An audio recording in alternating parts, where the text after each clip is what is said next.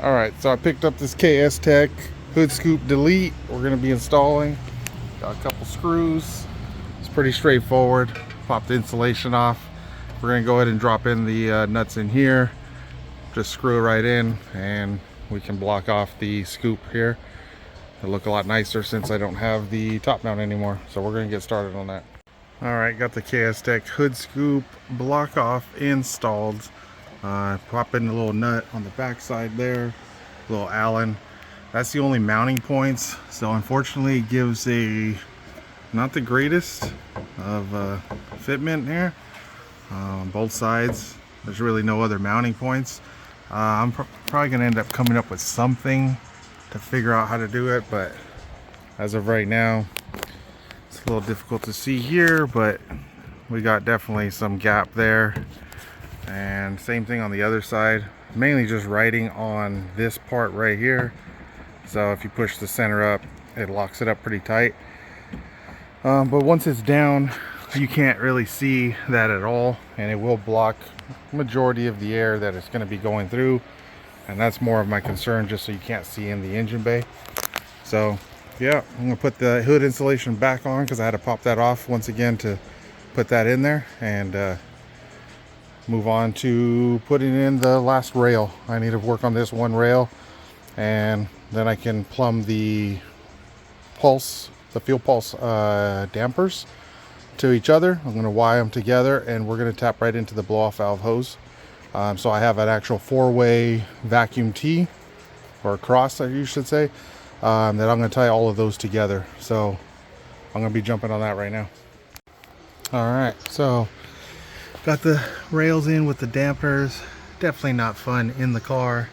Pain in the ass. I might look at deleting this. I know a lot of people delete the reservoirs or the expansion tank thing.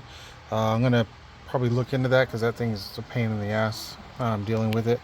But yeah, I got that rail in. Cleaned up the harness on the injectors. Instead of that dried heat shrink, I just put some loom that I put on the fuel rails. So we got both dampers. I got them tied into the vacuum lines. They come right here. I got a 4-way connector. This was interesting that I found that, but I bought a pack of those, so I got them. And I'm tying the blow-off valve, and this line comes straight into, or I should say this line here comes around, goes straight into your original blow-off valve, so it's an equal vacuum, not off the cylinder 4. So at least if for whatever reason that line pops off of the manifold, I'll definitely hear the surge of the turbo, because the blow-off valve will stop opening. And not having the dampeners is not really catastrophic. In the event that that line pops off, I'm not going to lose fuel pressure or anything like that. I'll just lose the dampening effect. So all my other fuel, boost gauge and everything is all tied off of this one vacuum source here. So yeah, that should be good. We will see how it runs with the, still has the series fuel system on it. I definitely want to try to make this work because I don't really want to do the full parallel setup. But like I said, worst case scenario, I know it does work, and having the dampers in it with it will probably definitely be even better. But now we got a blow off valve. I got the hood block off, which is not the greatest fitment, but it will work for right now. Obviously the oil fill from the 2002 to 7 WRX and STI, and yeah, that's pretty much it. I actually have the upgraded 3.5 bar AEM map sensor. I might throw it on just to get it out of the way and one less thing to do. So you know what, let me go ahead and grab that out of the box, and I'll go ahead and set it up and toss it in. And you know what, actually, before I toss that map sensor in, because I do have to change the ECU calibration for it, and I got to finish making the jumper harness from the OEM map sensor connector to the AEM style. I'm going to go ahead and try and start the car, check for leaks. Since I had this whole fuel system all apart, I just want to make sure that that's good before we go any further. So let me hook up the battery, and I'll go ahead and crank it up. Alright, so she's running. That looks pretty solid fuel pressure. Normally I thought it would bounce around. I'm pretty sure it would bounce around. Everything seems alright right now. I do see there was some sweating out of the bolts of the dampers. I'm not really a huge fan of. Like that one, I don't know if you can see that right there. There definitely is some wetness right there. And I'll have to keep an eye on that, but as of right now, fuel pressure is pretty solid. Blow off valve, I can get it to blow off a little. I gotta kind of have to rev it a little loud, but let's see.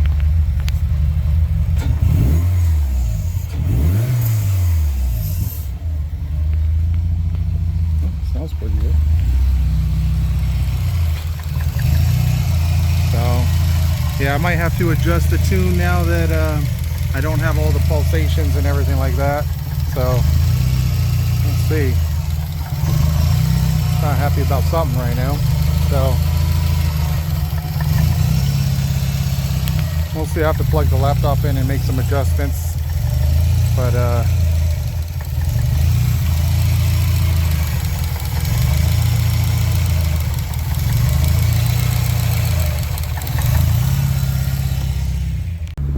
alright, we're driving, and we're gonna hear a little bit of the blow-off valve. It's on wastegate pressure right now. My check engine light's on because I don't have a boost controller hooked up, but that's okay. So get to a little area where I feel like I can get on it a little, but it sounds pretty good. Let's see. Keep driving for a second. All right, let's see if we could just hear the blow-off valve a little.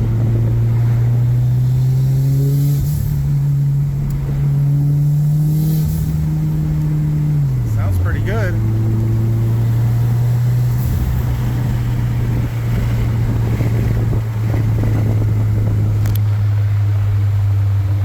Car definitely drives a lot smoother. I'll have to clean up the tune a little, but yeah, it feels good. Just giving it a little quick spin, and I'll have to spend some time on the tune, but yeah, so far so good. All right, so we're gonna go ahead and jump in here. I don't know if this is going to be a separate video or we're just going to splice it into one of my normal videos that I try to do, but situation we're in right now, we got 27 PSI that the vehicle's running. It's on factory 3-bar map sensor, which for anyone that doesn't know, 2008 and up to virtually 21 comes with a 3-bar map sensor from Subaru. Anything under that was a 2.5 bar. So as everyone knows, you were stuck around 22 PSI for the older generation, 2008 and up, you can run up to 28 PSI. You can actually spike it above it. There is a time limit of when it will trip a check engine light, but if you decide to do that, you end up running the chance of not having any type of safety to set a boost cut limit if you try to run past it. So right now I am currently at 27 PSI, and I do not want to trip a light on colder nights. It definitely could go up. Obviously that's what the tune is for. The wastegate duty cycle will keep it in check, but I am running very close to cutting, possibly going over and cutting a check engine light for overboost or maxing out the map sensor. So we're going to go ahead and upgrade that. We are going to the AEM 3.5 bar. I'm not trying to go too crazy as far as power. I do want to hit 30 PSI. So, and I'm definitely trying to be the 500 wheel is where my limit has been set. So what I ended up picking up was a pigtail here. I'm going to make my own jumper harness. So this plugs into the factory harness here. It's a typical 5-volt ground and input signal. And I picked up the AEM connector that's going to plug in there. I'm going to go ahead and pin it out right now. We got some loom. I'm going to go ahead and loom the wiring to make it look all nice. And I actually have some heat shrink that's small enough that I can do a nice seal around the loom to make it look pretty nice. So got the special crimpers for the terminals. Got everything I need. Got my little heat gun there. So we're going to go ahead and jump through this and get this thing pinned out correctly and go ahead and toss it on the car. I can update the map for the new 3.5 bar. We'll scale that correctly, and that will unlock the opportunity for me to run more than the 27 PSI that I'm currently at. I have ran 28 to 30 on some of the videos that I posted. I actually was borrowing a buddy of mine 3.5 bar map sensor, Vortex 2K. So I ended up taking it back off to give it to him, and I just never purchased one. I just ran with the factory map and just ran it up to as close as I could to cutting. So this will give me the protection that I need, where I can set a boost cut, let's say 31, 32, just in case it ever does jump. And I can still run the boost safely and have it actually adjust the fueling like the way it's supposed to. So I'm going to jump on this and make this little harness jumper real quick, and we'll go from there. I'll pop back in when I do each step, and I'll try to explain along the way. If this is something that you're interested in doing, follow along on this video. All right, popping back in here. First things first, we got the wires stripped a little there. We're going to put the boots on the end here, and we're going to get the crimps on there, and I'm going to put all 3 terminals on. We're going to go ahead and just crimp them first, and then I can worry about the pin out on that connector right afterwards, but I can at least get them all on there. I can actually even put the loom and the heat shrink on before I actually plug in the terminals into the connector. So I'm just going to go one by one. So we're going to go here. I'm going to go ahead and crimp these on, and we'll jump over when they're all crimped. All right, so we got all 3 ends crimped on. I don't know how well you can see that, but got the boots crimped, got all the pieces crimped. We're going to slide some of the heat shrink over real quick, and I'll heat shrink it on this end, and we'll pull it back to be able to, I should be able to heat shrink it, but we'll see. I'll play it by ear right now. But main thing is we just need to make sure we terminate it correctly. So I'm going to pull up the wiring diagram on this end of the map sensor and make sure I put my connections correct on the other end. But coming along nicely. All right, so we're back. I got the shrink over, or the sleeving over it. So we're going to go ahead and do that. And I'm going to go ahead and put this heat shrink on it. We're going to heat shrink it down to tighten that around. Other than that, we're about to go to the next step. And yeah, the wires all being black is not that big of a deal. I mean, granted, once it's pinned, it'll be fine. But you can test it multiple different ways, whether you test it with continuity or whatnot. It's always nice to have the different colors, but it's not that big a deal. Once I pin it, I know it's going to be fine, and it's probably never going to come apart again. It's just going to be a jumper that will always probably stay with the map sensor if I ever sell it. So yeah, just make sure you know which wire is which. Like I said, you can do it now with the sleeve on. It kind of hides it, but continuity test is the easiest way to test it. So we're going to go ahead and make sure that that's all fine. But yeah, just something to look out for if you're trying to make your own harness as well. All right, so we got this end done. We got the heat shrink on it. Looks good. Got the sleeve. We're ready to go. Don't forget, put your other heat shrink on there before you actually terminate that and clip it into the connector. But yeah, I'm gonna go ahead and pin that out real quick, and then do the last heat shrink, and we're done on that jumper. Quick and easy, kind of nice. But yeah, I'm gonna go ahead and finish that up, and we'll see what the finished product looks like. All right, we got the wires terminated here.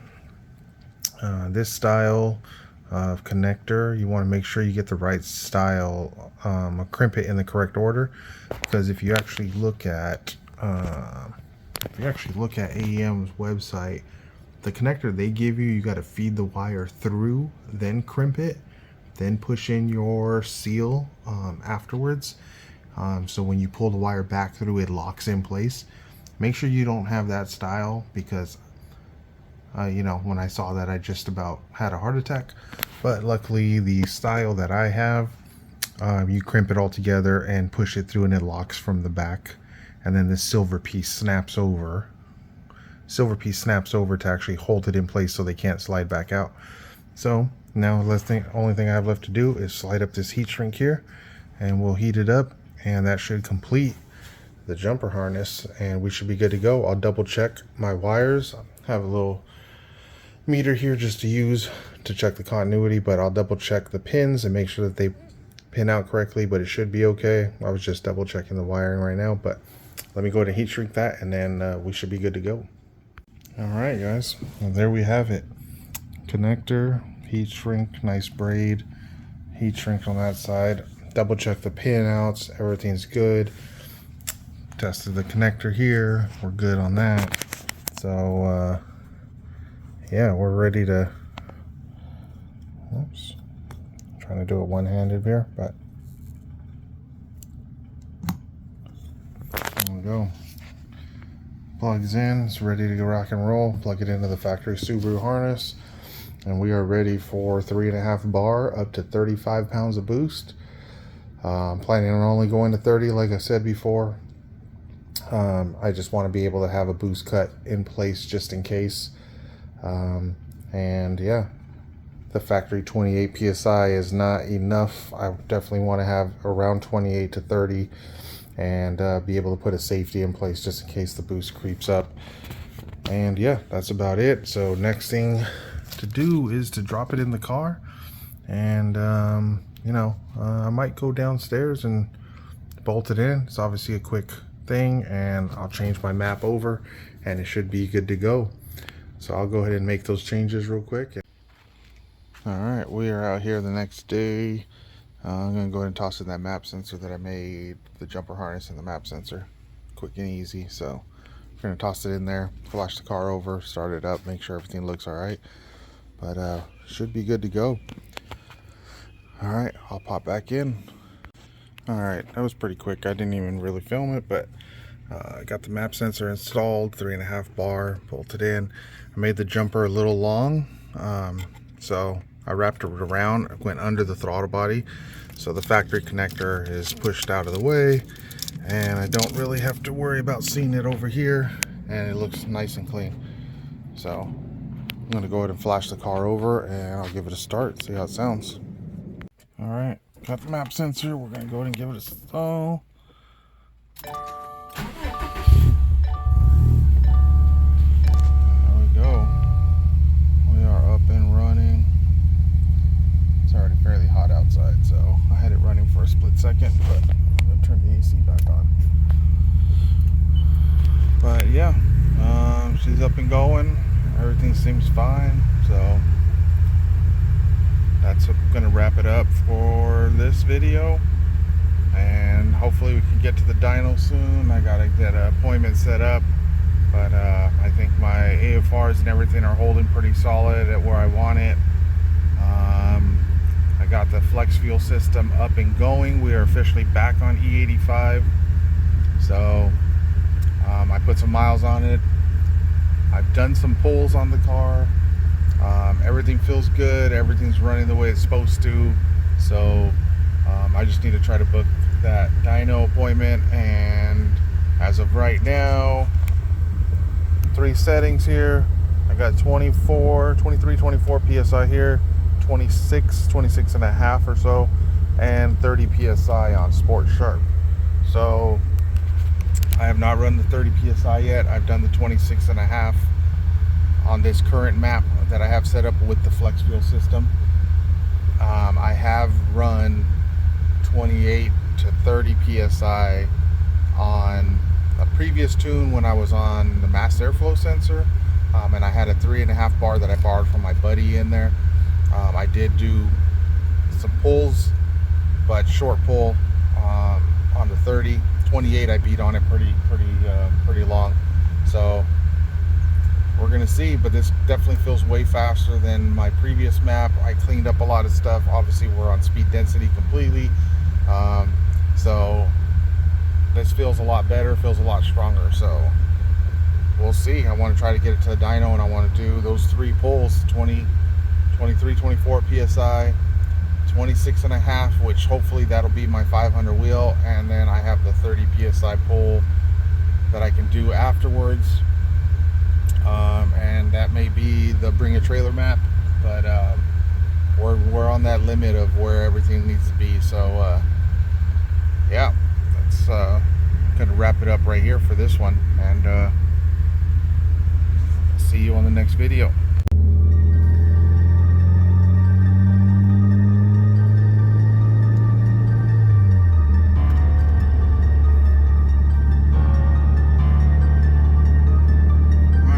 30-pound